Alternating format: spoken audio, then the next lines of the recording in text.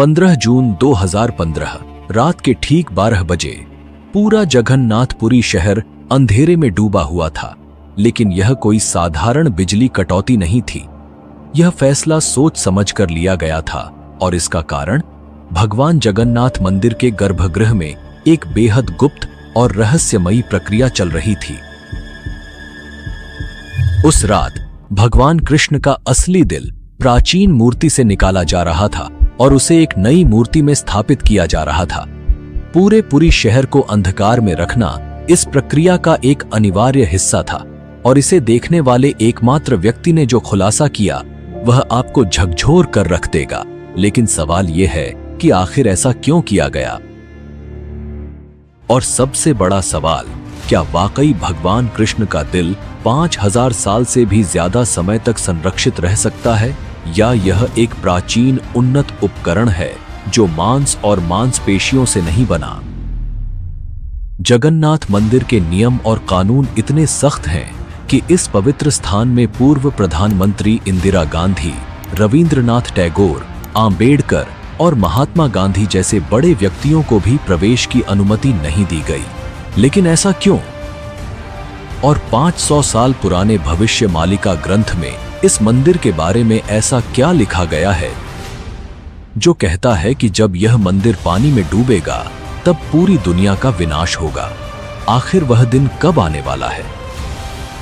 यह भी कहा जाता है कि लगातार 800 सालों से जगन्नाथ मंदिर में हर दिन ध्वज बदला जाता है। लेकिन अगर किसी दिन यह ध्वज नहीं बदला गया तो मंदिर 18 सालों के लिए बंद हो जाएगा। आखिर इसके पीछे का रहस्य क्या है? और एक और बात, मंदिर के मुख्य द्वार से प्रवेश करते समय 22 सीढ़ियां पार करनी होती हैं, लेकिन इसमें से तीसरी सीढ़ी पर पैर रखना सख्त मना है। ऐसा क्यों? इन सभी प्रश्नों के उत्तर और जगन्नाथ मंदिर का पूरा इतिहास, साथ ही इससे जुड़े 15 ऐसे रहस्य जो विज्ञान और आस्था दोनों के नजरिए से आपको चौंका देंगे। तो आइए शुरू करते हैं इस अद्भुत और रहस्यमयी डॉक्यूमेंट्री को, जो आपको जगन्नाथ मंदिर की परंपराओं, अद्वितीय वास्तुकला और अनसुलझे रहस्यों की गहराइयों में ले जाएगी।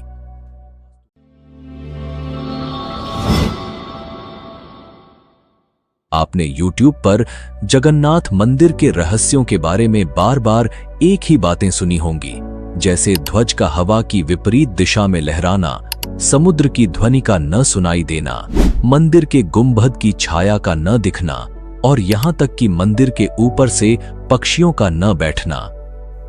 लेकिन आज हम इन सब से अलग बात करने वाले हैं। आज हम बात करेंगे भगवान कृष्ण के हृदय से जुड़े उस रहस्य की जो सदियों से छुपा हुआ है। हम बात करेंगे भविष्यमालिका की उस भविष्यवाणी की जो पूरी दुनिया को हिला सकती है। और इसके साथ साथ हम इतिहास, रहस्य और विज्ञान के दृष्टिकोण से मंदिर की अद्भुत कहानियों की पड़ताल करेंगे। जगन्नाथ मंदिर भारत के ओडिशा राज्य के पुरी शहर में स्थित है और इसे दुनिया के सबसे रहस्यमय मंदिरों में से एक माना जाता है। जगन्नाथ का अर्थ है जगत के स्वामी। बद्रीनाथ, द्वारिका और रामेश्वरम के साथ पुरी का जगन्नाथ मंदिर हिंदू धर्म के 4 पवित्र धामों में से एक है। इस मंदिर का उल्लेख प्राचीन ग्रंथों जैसे ब्रह्म पुराण, नारद पुराण और स्कंद पुराण के उत्कल खंड में मिलता है। ऐसा माना जाता है कि यह मंदिर सतयुग की शुरुआत से ही अस्तित्व में है और इसकी दिव्यता आज भी भक्तों को अपनी ओर आकर्षित करती है। जगन्नाथ मंदिर का सबसे बड़ा और सबसे अनसुलझा रहस्य है ब्रह्म पदार्थ, जिसे भगवान श्री कृष्ण का हृदय भी माना जाता है। यह ऐसा रहस्य है जो सदियों से भक्तों और वैज्ञानिकों दोनों को हैरान करता आ रहा है। आइए जानते हैं इस दिव्य रहस्य की पूरी कहानी, जहां आस्था और विज्ञान एक दूसरे से टकराते हैं। हर 12 साल में जगन्नाथ मंदिर में एक विशेष और रहस्यमयी परंपरा निभाई जाती है।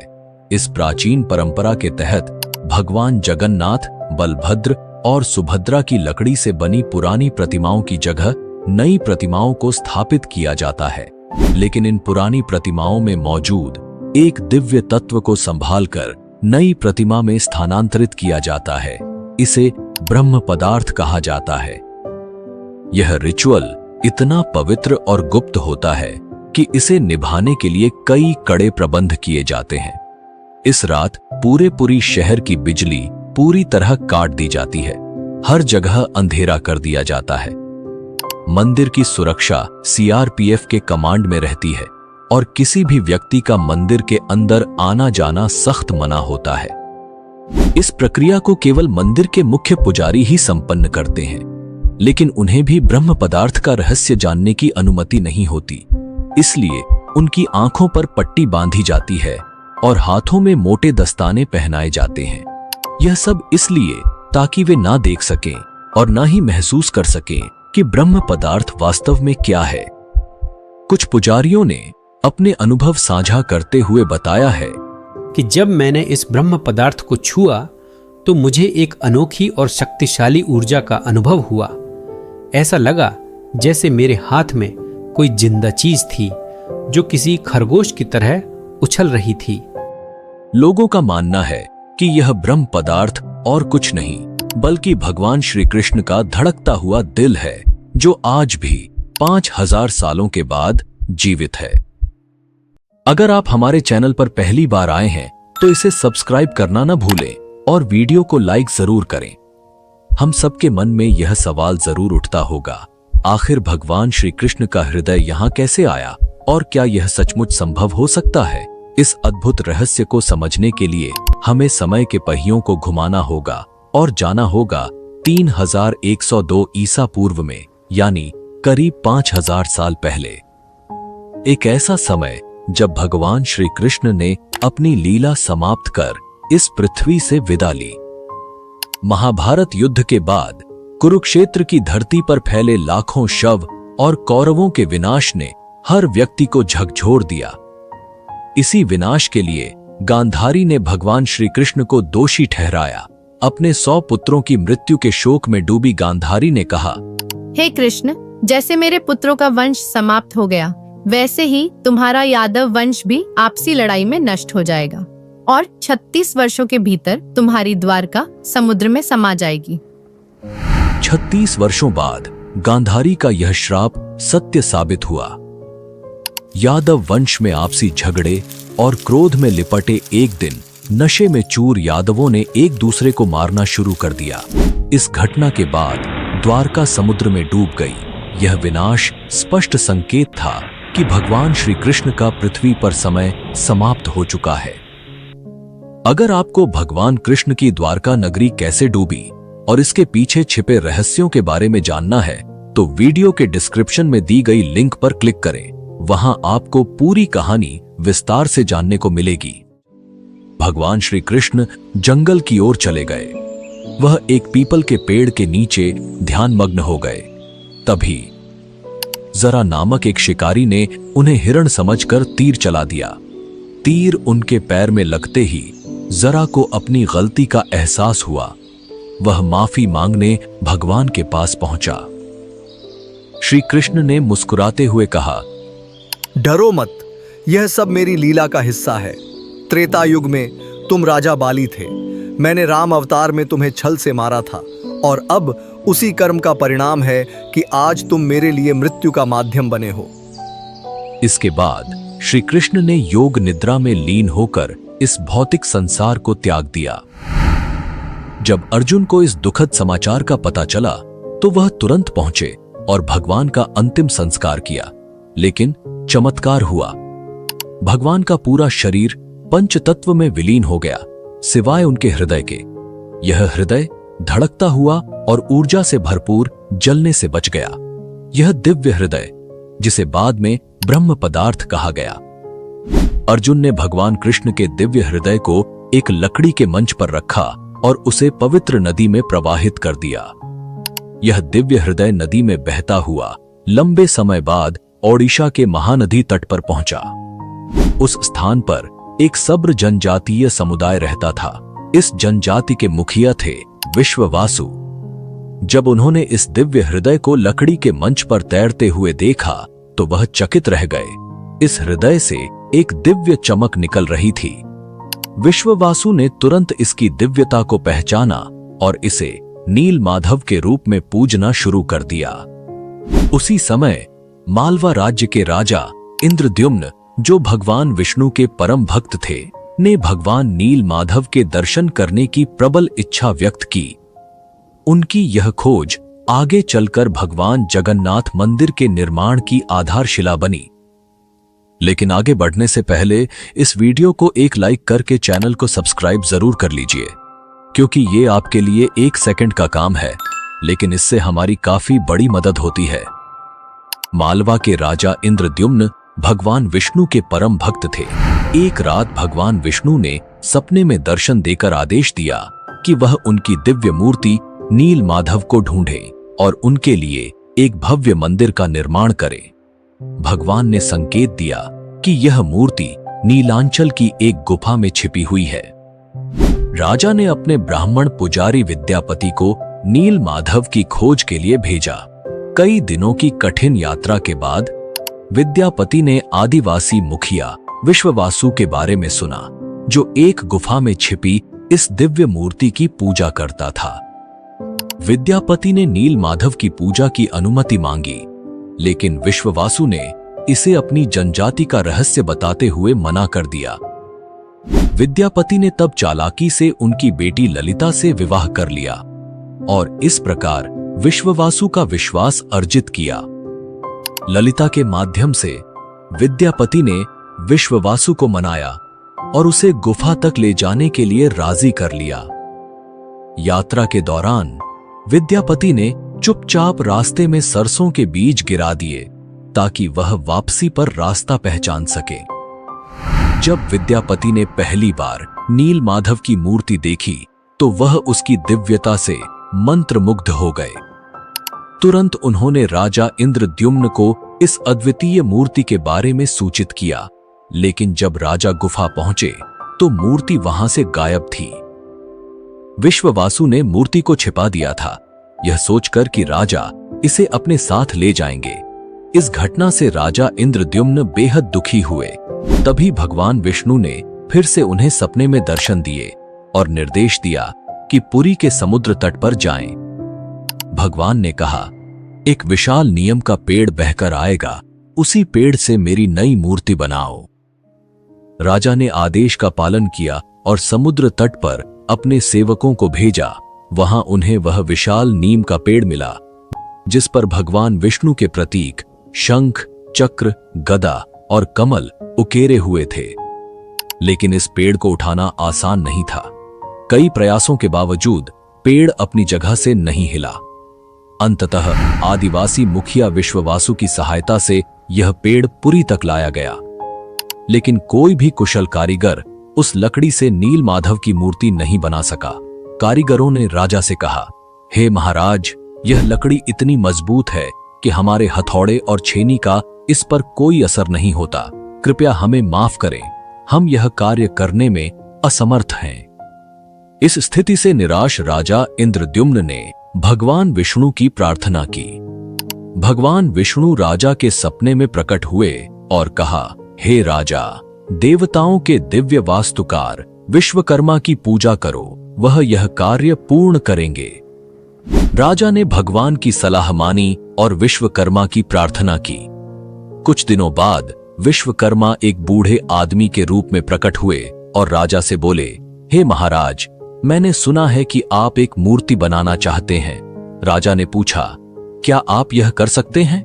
विश्वकर्मा ने उत्तर दिया, हाँ, लेकिन मेरी कुछ शर्तें हैं। विश्वकर्मा ने कहा, मैं भगवान विष्णु की मूर्तियां एक बंद कमरे में 21 दिनों में बनाऊंगा। इस दौरान मुझे कोई परेशान नहीं करेगा। अगर किसी ने दरवाजा खोला तो मैं मूर्तियों को अधूरा छोड़ दूंगा। राजा ने इन शर्तों को मान लिया और विश्वकर्मा ने काम शुरू कर दिया। शोर मचाते हुए दरवाजा बंद हुआ। आरा, छेनी और हथौड़े की आवाजें सुनाई दी, लेकिन जब 15 दिन बाद भी कोई आवाज नहीं आई तो रानी गुंडिचा चिंतित हो गईं। उन्होंने राजा से कहा, महाराज, शायद वह बढ़ई भूख से मर गया है, हमें दरवाजा खोलना चाहिए। राजा ने मना किया, लेकिन रानी ने जोर दिया और दरवाजा खोलने का आदेश दिया। जैसे ही दरवाजा खुला, सभी हैरान रह गए। विश्वकर्मा गायब हो चुके थे और पीछे केवल 3 अधूरी मूर्तियां थीं। राजा को बहुत दुख हुआ कि शर्त तोड़ने की वजह से मूर्तियां अधूरी रह गईं। भगवान जगन्नाथ के हाथ और पैर अधूरे हैं, बलराम और देवी सुभद्रा की मूर्तियां भी अधूरी हैं। जब राजा इंद्रद्युम्न उन मूर्तियों के पास गए तो उन्हें एक दिल की धड़कन महसूस हुई। एक दिव्य आवाज आई जिसने राजा को बताया कि श्री कृष्ण का दिल इन मूर्तियों में है। राजा ने इन मूर्तियों को स्थापित किया। आज यही अधूरी मूर्तियां भगवान जगन्नाथ, बलराम और देवी सुभद्रा के रूप में जगन्नाथपुरी में पूजी जाती हैं। भगवान जगन्नाथ को दुनिया का एकमात्र जीवित देवता माना जाता है जो अपने भक्तों की इच्छाओं को सुनते और पूरा करते हैं। अब हम बात करते हैं उस ब्रह्म पदार्थ की जो 5000 साल से रहस्यमय तरीके से सुरक्षित है। यह पदार्थ क्या है, यह कैसे अब तक जीवित है, और सबसे महत्वपूर्ण, विज्ञान इस ब्रह्म पदार्थ के बारे में क्या थ्योरी देता है। आइए इन सब पर विस्तार से बात करते हैं। यह रहस्य आपके सारे सवालों का जवाब देगा। यह निश्चित है कि यह हृदय, रक्त और मांसपेशियों से नहीं बना था, क्योंकि इसमें से एक दिव्य ऊर्जा निकल रही थी और हल्का कंपन महसूस हो रहा था। फेमस आर्कियोलॉजिस्ट प्रवीण मोहन इस रहस्यमयी कहानी को साइंस के नजरिए से समझते हैं। उनका कहना है कि श्री कृष्णा सिर्फ एक इंसान नहीं बल्कि एक सुप्रीम बीइंग थे। उनके पास ऐसी प्राचीन शक्तियां थीं जो आज की मॉडर्न साइंस के लिए भी अज्ञेय हैं। थ्योरी के मुताबिक ब्रह्म पदार्थ, जिसे नील माधव या श्री कृष्ण का दिल कहा जाता है, असल में एक आर्क रिएक्टर है। यह एक ऐसा डिवाइस है जो भयंकर स्तर की ऊर्जा उत्पन्न करने की क्षमता रखता है। इस थ्योरी के जरिए वह जगन्नाथ मंदिर के रहस्यों को समझाने की कोशिश करते हैं। उन्होंने बताया कि जगन्नाथ की मूर्तियां लकड़ी से बनाई जाती हैं, क्योंकि लकड़ी इलेक्ट्रिसिटी कंडक्ट नहीं करती। यह ब्रह्म पदार्थ से उत्पन्न ऊर्जा को नियंत्रित करने का एक तरीका है। करीब 50 साल पहले एक व्यक्ति ने दावा किया था कि उसने इस दिल को देखा था। उसने कहा कि यह दिल चांदी जैसा तरल बहा रहा था और यही तरल लकड़ी को कमजोर कर देता है। यही कारण है कि हर 12 साल में मूर्तियों को बदलना पड़ता है। उस व्यक्ति ने यह भी दावा किया कि दिल को जब प्रकाश में लाया गया तो यह चक्र की तरह घूमने लगा और जोर से वाइब्रेट करने लगा। उसने कहा कि यह दिल अष्टधातु से बना है। इसके अलावा जब इस ब्रह्म पदार्थ को मूर्ति से बाहर निकाला जाता है तो यह सक्रिय न हो जाए, इसे रोकने के लिए पूरी शहर की बिजली बंद कर दी जाती है। यह प्रक्रिया आज भी वैज्ञानिकों और श्रद्धालुओं के लिए रहस्यमयी बनी हुई है। यह था ब्रह्म पदार्थ यानी भगवान कृष्ण के हृदय का रहस्य, जिसे आज तक विज्ञान भी पूरी तरह से सुलझा नहीं पाया है। लेकिन जगन्नाथ मंदिर के सारे रहस्यों को हम एक ही वीडियो में नहीं समेट सकते। इसका दूसरा भाग जल्द ही लाएंगे। अगले भाग में हम जानेंगे भविष्य मालिका ग्रंथ की उन भविष्यवाणियों के बारे में जो जगन्नाथ मंदिर से जुड़ी हैं। जानेंगे कि हर रोज ध्वज क्यों बदला जाता है, अगर 22 सीढ़ियों में से तीसरी सीढ़ी पर कदम रख दिया तो क्या होता है, सुदर्शन चक्र की वो अद्भुत शक्ति क्या है, और 7 बर्तनों में बनने वाली रसोई का क्या रहस्य है। साथ ही ध्वज का हवा की विपरीत दिशा में लहराना, यह सच है या सिर्फ एक मिथक। अगर आपके मन में जगन्नाथ मंदिर को लेकर कोई सवाल है तो हमें कमेंट में जरूर बताएं, हम उसे दूसरे भाग में कवर करेंगे। तो दोस्तों, आपको यह वीडियो कैसा लगा कमेंट करके जरूर बताएं और चैनल को सब्सक्राइब करना ना भूलें। मिलते हैं जगन्नाथ मंदिर के रहस्यों के दूसरे अध्याय में। तब तक के लिए धन्यवाद। जय हिंद, जय भारत।